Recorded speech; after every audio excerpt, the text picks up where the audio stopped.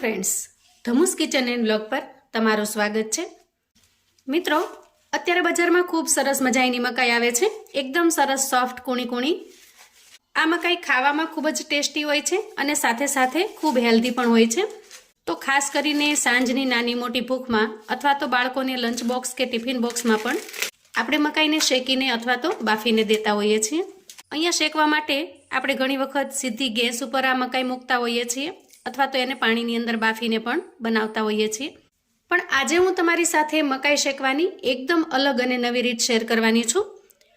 આ રીતની અંદર તમારે મકાઈને શેકવાની પણ નથી અને પાણીની અંદર બાફવાની પણ નથી। તો શેક્યા વગર અને બાફ્યા વગર ખૂબ જ સ્વાદિષ્ટ એવી મકાઈ બનીને તૈયાર થશે। વળી આ રીત એટલી સિમ્પલ છે કે તમે ખૂબ ઝડપથી બનાવીને તૈયાર કરી શકશો। તો એના માટે થઈ અને આપણે અહીંયા એકદમ ફ્રેશ એવી મકાઈ લઈ લીધી છે। હવે આ મકાઈના પાંદડા કાઢી અને આ રીતે એના ઉપરના જે રેસા છે એને પણ દૂર કરી લઈએ અને એકદમ ચોખ્ખી કરી લઈએ। આપણે આ મકાઈને કુકરમાં શેકીશું, તો કુકરમાં સારી રીતે સમાઈ જાય એ માટે થઈ અને આપણે મકાઈના 2 ભાગ કરી લઈએ। જુઓ, આ રીતે આપણે 2 ભાગ કરી લેવાના। આ રીતે ટુકડા કરી લેવાથી મકાઈને આપણે કુકરમાં સારી રીતે સેટ કરી શકીએ છીએ। હવે આપણે કુકર લઈશું। કુકરને ઓઇલથી અથવા તો ઘીથી ગ્રીસ કરી લેવાનું છે। તો હું અત્યારે ઘીનો ઉપયોગ કરી રહી છું, તમે અહીંયા ઘીની જગ્યાએ ઓઇલથી પણ ગ્રીસ કરી શકો છો। આ રીતે એનું તળિયું અને એની ફરતી બધી જ સાઈડે આપણે થોડું ઘી લગાવી દઈશું। આ રીતે ઘીને સારી રીતે ગ્રીસ કરી લીધા પછી મકાઈને આપણે એમાં સેટ કરીશું। જુઓ, આ રીતે મકાઈને સેટ કરી લેવાની છે। અહીંયા જો મકાઈની સાઈઝ થોડી નાની હોય તો તમે આખી પણ મૂકી શકો છો। હવે આપણે ફોઇલ પેપર લેશું અને ફોઇલ પેપરને આપણે આ રીતે મકાઈ ઉપર કવર કરી લેશું। તમારી પાસે જો ફોઇલ પેપર હોય તો જ તમારે અહીંયા ફોઇલ પેપરનો ઉપયોગ કરવાનો છે અને જો ન હોય તો આ સ્ટેપ તમારે સ્કીપ કરી દેવાનું છે। ફોઇલ પેપર વગર પણ ખૂબ સરસ રીતે મકાઈ શેકાઈને તૈયાર થશે।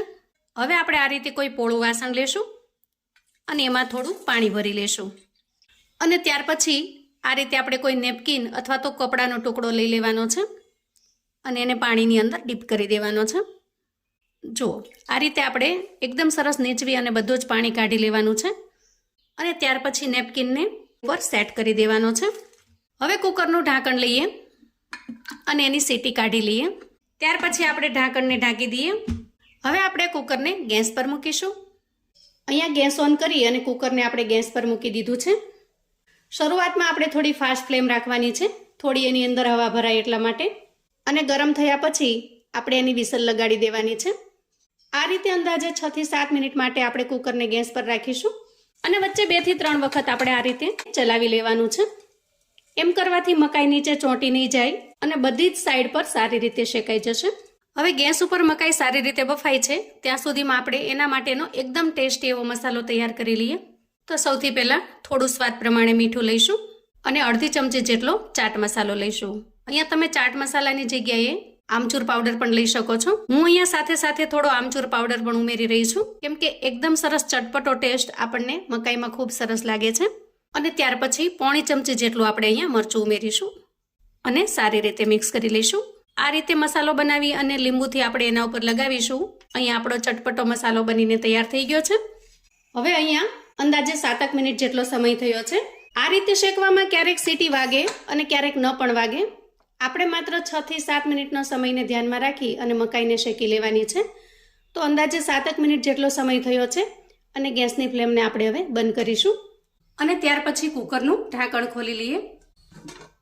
પછી આપણે નેપકિનને કાઢી લઈએ। કુકર અહીંયા થોડું ઠંડુ થઈ ગયું છે તો હાથની મદદથી આપણે ફોઇલ પેપરને દૂર કરી લઈએ। વાહ, જુઓ, એકદમ સરસ મકાઈ શેકાઈ ગઈ છે, હજી થોડી ગરમ છે। વાહ, જુઓ, પાણીમાં બાફ્યા વગર કે સગડીમાં શેક્યા વગર પણ એકદમ ટેસ્ટી એવી મકાઈ બફાઈને તૈયાર થઈ ગઈ છે। અહીંયા હું તમને એક દાણો તોડીને બતાવું। જુઓ, એકદમ સરસ બફાઈ ગઈ છે। આ રીતે શેકેલી મકાઈનો ટેસ્ટ તમને બાકીના બધા જ મકાઈના ટેસ્ટ કરતાં ખૂબ જ અલગ લાગે છે। એકદમ સરસ રીચ ફ્લેવર લાગે છે કેમ કે આપણે એને ઘીથી શેકેલી છે। હવે આપણે મકાઈ ઉપર એકદમ સરસ મજાનો ચટપટો જે મસાલો બનાવીને તૈયાર રાખેલો છે એને લીંબુથી લગાવી દઈએ। જુઓ, આ રીતે જોતાં જ આપણને ખાવાનું મન થઈ જાય અને મોઢામાં પાણી આવી જાય એવી સરસ આ મકાઈ બનીને તૈયાર થઈ છે. જુઓ, એકદમ યમી. તો કોઈ પણ જાતની ઝંઝટ વગર ફટાફટથી તમે કુકરની અંદર માત્ર 6 થી 7 મિનિટમાં આ રીતે એકદમ ટેસ્ટી એવી મકાઈ બનાવીને તૈયાર કરી શકો છો. આ રીતે શેકી લેવાથી ઉપર જે કાળું કાળું પડ થઈ જાય છે એવું બિલકુલ નહીં થાય, અને પાણીની અંદર બાફવાથી જે મકાઈ આખી પાણી પાણી થઈ જાય છે એવું પણ આમાં નહીં થાય. તો આ રીતે સવારે કે સાંજે અથવા તો બાળકોને લંચ બોક્સ કે ટિફિન બોક્સમાં પણ તમે ફટાફટથી મકાઈ શેકીને તૈયાર કરીને આપી શકો છો. આ રીતે મકાઈ શેકવા માટે સતત એની પાછળ રહેવાની પણ બિલકુલ જરૂર નથી. આરામથી તમે કુકરની અંદર મૂકી દેશો એટલે ફટાફટથી 6 થી 7 મિનિટની અંદર મકાઈ બનીને તૈયાર થઈ જાય છે.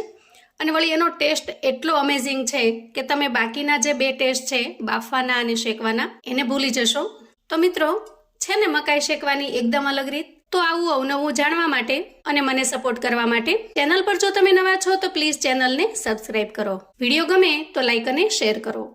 તમારા સગા સંબંધી મિત્રોને પણ આપણી આજની આ એકદમ અલગ રીતે મકાઈ શેકવાની જે રીત છે એને ચોક્કસથી શેર કરજો, જેથી એ લોકો પણ આ નવી રીતે મકાઈ શેકીને તૈયાર કરી શકે અને એન્જોય કરી શકે. કોમેન્ટમાં મને ચોક્કસથી જણાવજો મિત્રો કે આજની આ એકદમ અલગ રીતે મકાઈ શેકવાની જે રીત છે એ તમને કેવી લાગી છે. ફરી મળીશું એક નવી રેસિપી સાથે. ત્યાં સુધી આવજો મિત્રો.